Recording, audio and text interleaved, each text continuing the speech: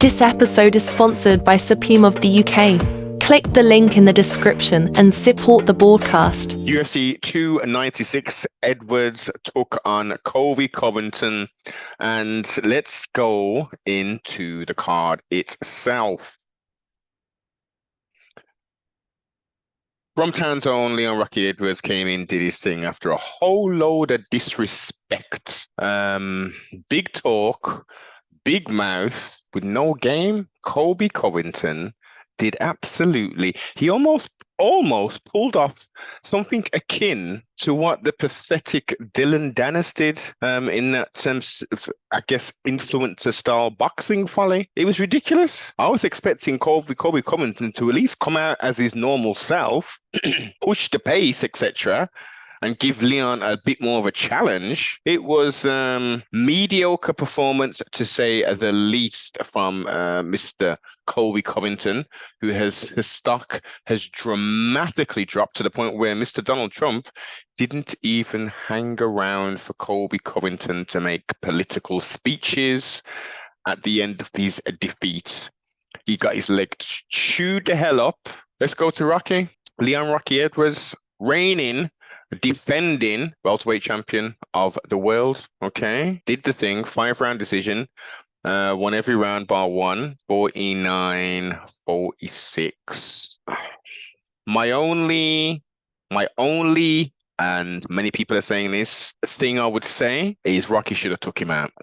Past the third round, when he saw that Colby was being quite interesting, to say the least, in regards to his game plan, he should have chewed the hell out of the other leg. Every part of his leg, he should have went down to the calf, and we could have got a TKO to as I said on the live, we could have got a TKO to leg kicks.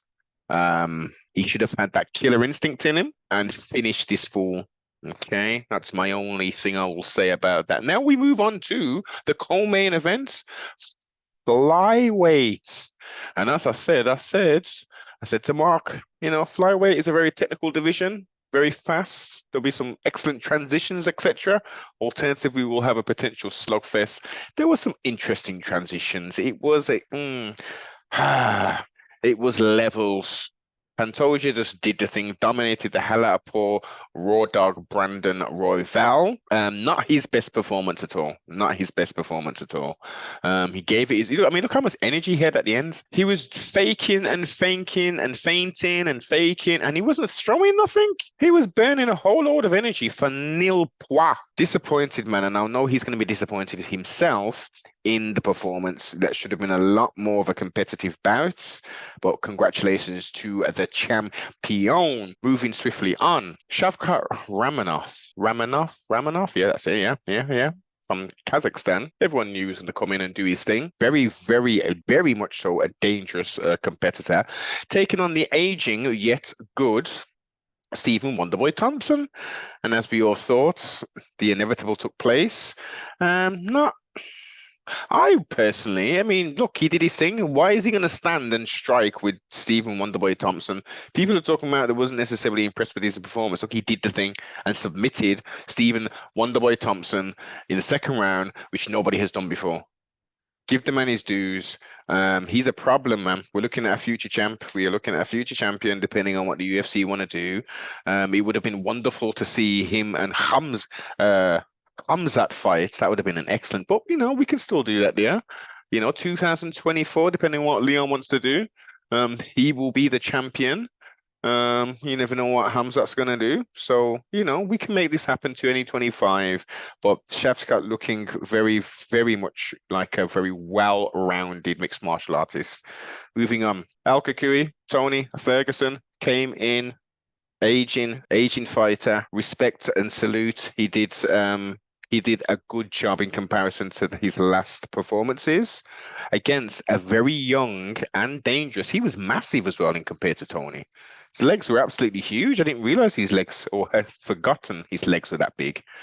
Tony put up a good fight. Dana White in the press conference said, look, Al Kukui, he needs to retire, but I ain't telling people what to do. And I understand that. I totally get that point. I think what you need to do as, the president of the UFC Used to tell Mick Maynard and all these amazing matchmakers to put Tony into some fun fights, man. What the hell? Put people in his age range kind of thing, man. Let him go out with a bang. Come on, man. This is stupid. This is silly. Now moving on to Paddy the Baddie Himlet. Now fighting in America as well. I bet the American fans who are casuals were thinking, why on earth is his name? Has he got a nickname Baddie when we call women baddies over here? Into the wire should be more than sufficient. But moving forward, Paddy's striking look a little bit better. He looked a little some. You know, his striking was in that little combo Florida he did was pretty cool. His chin's way up in the air again. Um, he's an okay fighter, but there is levels. He's no way unless he starts to work very hard, separate, I don't know, go down and train with Leon and them. Leave them, wire them up in Liverpool where you're training and come to Brom and get some serious work in because as it currently stands, you are not getting past I don't know, top five. You no way you get into the top five unless the UFC are going to do some interesting matchups for you, etc., etc.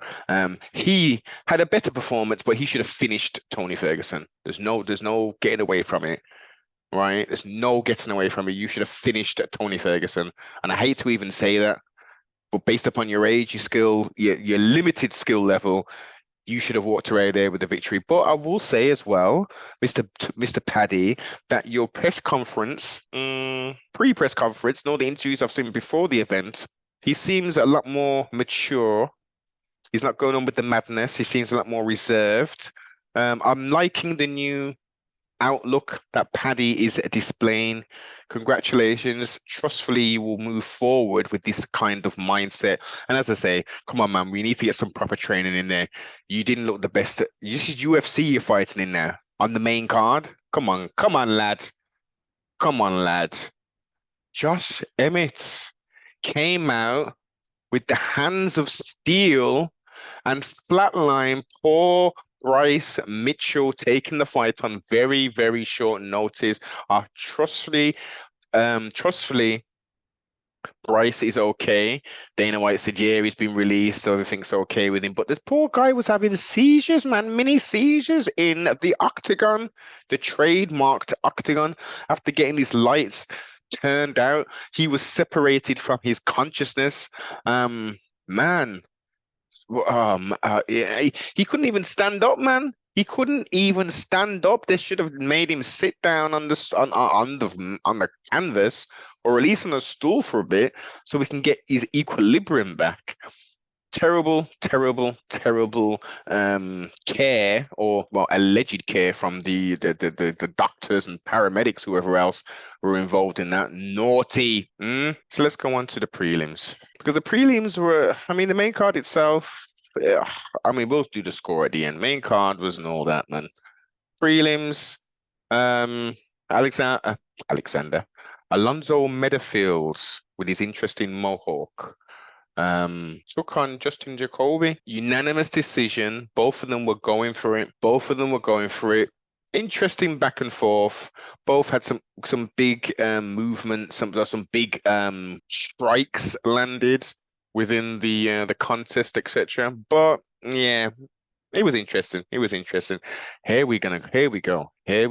Irene Aldana, Carol Rosa, Brazil and Mexico. That was one of the best women's fights I have seen in such a long time. Recency bias aside, them two young ladies put it on the damn line. Carol Rosa was eating up poor Irina's legs like no one's business. I was thinking this is going to be light work, and Carol is going to flip in. She's going to walk away with this thing like, whoo! But Irene, very boxing centric. She may have thrown in the whole of the 15 minutes, maybe 5 kicks, was dogmatic and was in her face, and turned it around in the second round and made it a very interesting back and forth, and surprisingly got the decision. I think it was more to do with the damage. Carol, she was surprised at the decision, but they both embraced, showing, the Bushido way. This is mixed martial arts. You are prized fighters. And yes, but Dana should be giving them both 50, not even 50, give them both $100,000 and maybe increase that to include the taxes that they will incur on that there. Okay. So let's go on to Cody Garbrandt, bantamweight, and he's got himself another win. I'm thinking this is the second win in a row? He's kind of Batman. He looked fast as hell. Poor boom Brian Callagher with his crazy beaver tail on the back of his head. He got knocked the hell out. The poor guy, man. He was recently had damn neck surgery. What on earth is he doing fighting? Well, he was clearly cleared, and now he's going to have a suspension along with Bryce Mitchell for at least, what, 60 days, maybe 90 days or so? Congratulations to Cody. Look good. Calls out Mr. Denison Figueiredo. That would be a very good fight because Denison, he made a very, is it Denison? No, Davidson. Davidson, sorry, pardon self. He made a very good debut and got the victory as well. So that would be a very nice fight for them to put together. Casey O'Neill, who everyone has been cooing over, she's very skilled, came up against who? The Queen of Violence? Ariana Lipski came in, bossing things up. Look, this is the best performance I've ever seen a young lady fight in the UFC. She came out initially on a nice little tear, and then she suffered a few losses. But this fight, she was crisp. Every nice combination. She was kicking on the end of the kick. She was punching. Casey had no chance. She was getting eaten up. And she didn't win by TKO or KO. She won by submission. Congratulations, Ariana. I don't know if she's still training with the Lioness, but wherever the hell she's training, she needs to keep it there. And that's going to be it, man. I ain't going to go through any. Oh, congratulations, Andre Touchy Feely. Interesting name. Congratulations, Taga Alumbek. Overall, let's score this card then. Where are we going with this card? Even though Bromzone was on it, the card wasn't the best, man. For the last cards, the last events of the year. Oh, wait a minute. I'll score it. But there's some other news to talk about as well. I'm gonna go with a 6.9. I'm gonna go with a 6.9. Sorry, guys. Now let's go into the altercation. There was a physical altercation, in essence, an assault that took place in the crowd, and this can happen from time to time with just members of the public. This took place with two trained fighters who Dana White put in essence next to each other or behind each other. Why on earth would he have done that? And then why did they replay an assault? I mean, we shouldn't have seen this. This should have just been shared on social media based upon other people recording it. No, they had their high definition cameras zoomed in on these two verbally provoking themselves. Sean Strickland politely asking young children to move out the way before he launches a physical attack on somebody else, on his opponent who he's facing in Canada. It makes no sense. Now, we know he's a crazy individual. You know, he's a bit wired. He's interesting. He's loud. But what are we doing? Are we are, well, they are, the UFC are clearly, pardon self, are encouraging this madness. They're encouraging people just to go out of themselves, just to do whatever. I mean, if anybody else was to do that and police was to break them up, I would think that they would be ejected from the event immediately. They would be taken to the police station and they would be charged for, assault, a fray. There'd be something would happen. Something would happen, right? There needs to be consequences for actions. You can't talk about people's dead fathers, and you can't have a justification. Oh, well, he was a gang leader and he was trafficking. And what the hell? Show and prove that. And also, what the hell the bearing does it have to do on Leon? It's disgusting, it's distasteful, and there should be repercussions for that. They shouldn't be allowing fighters to be fighting in the middle of the crowd with children there. It's stupid. And if there's any backlash about listen, I don't even know the situation with Sean Strickland and his father, because there was a press conference that took place, and Duplessis said something about his dad or something like that. Now I don't know what kind of relationship he's got with his pups, but clearly he must have struck a nerve. Now I don't know the background of that, but like, what? Come on, people. Yeah, let's keep people's families and all that kind of stuff out of it. You want to trash talk, just keep it to the fighter, man. This is getting a bit silly now.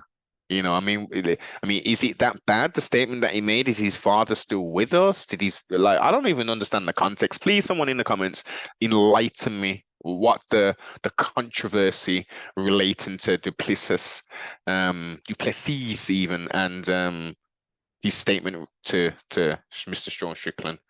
Out. Adios.